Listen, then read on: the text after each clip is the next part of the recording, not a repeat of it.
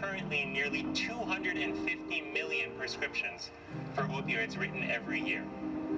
That's enough for every adult in America to have a bottle of pills and then some. It wasn't just Purdue pushing the envelope. Sackler paid a $444 million settlement for over-marketing drugs, and Insys has been investigated for some of its practices surrounding a drug they made containing fentanyl, an opioid which can be 100 times more powerful than morphine. Their drug is only approved for cancer patients, but Insys is accused of not just pushing it for non-cancer patients, but even helping convince insurance companies to pay for it. And to do that, according to one ex-employee, they used a particularly shady technique.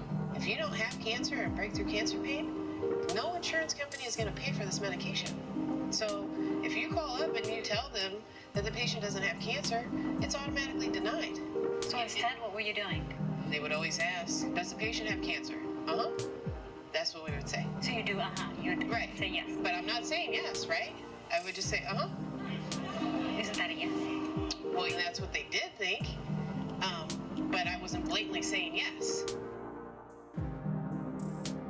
But there are certain subjects that are genuinely hard to talk about, like the opioid crisis. It's an epidemic that affects both political parties, Republicans, Democrats, rich people, poor people. It does not discriminate. And a lot of people blame Big Pharma, but only because it's their fault. According to the National Safety Council, 4 out of 5 new heroin users started by misusing prescription painkillers. And one company that has profited massively off your pain is Purdue Pharmaceuticals, the makers of OxyContin, which is owned by the Sackler family, seen here not giving The Sacklers and Purdue have faced hundreds of lawsuits, including one right now by the state of Colorado, which alleges that Purdue Pharma downplayed the risk of addiction associated with opioids, exaggerated the benefits, and advised healthcare professionals that they were violating their Hippocratic oath and failing their patients unless they treated pain symptoms with opioids. These pharma people, Purdue, they deny the charges, but here's the thing. Despite telling Congress that they didn't know about Oxy's potential for abuse until 2000, prosecutors have found that in over 100 notes recording their visits to doctors in the late 90s, the company's sales representatives used the words street value, crush, or snort. Now, in 2007, Purdue pled guilty to a felony charge of misleading regulators about OxyContin's potential for abuse and paid a fine of $600 million. Of course, at the same time, they made $35 billion. And now the Sacklers are taking their drug empire global because the family is moving rapidly into Latin America, Asia, the Middle East, Africa, and other regions, and pushing for broad use of painkillers. This is what's important to get the message out. Everywhere the Sackler name exists, we need to go after them. We need to go after what a dent in that family fortune.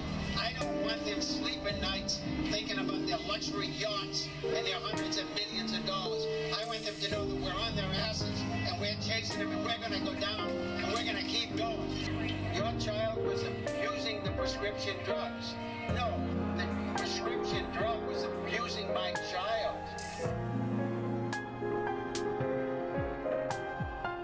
Independent Party candidate Brian Merlen, a freelance video producer, says both parties are wrong, and his top priority is ending the opioid crisis. There's 200 plus Americans dying a day. There's not a lot of other issues that have that level of American casualties daily without, any proper oversight or any proper policies. Merlen wants a House investigation into the Sackler family that owns Purdue Pharma. He also supports universal health care, saying the insurance companies make money by denying people coverage. There's a lot of people getting paid, and they're essentially there to deny Americans the health care they need.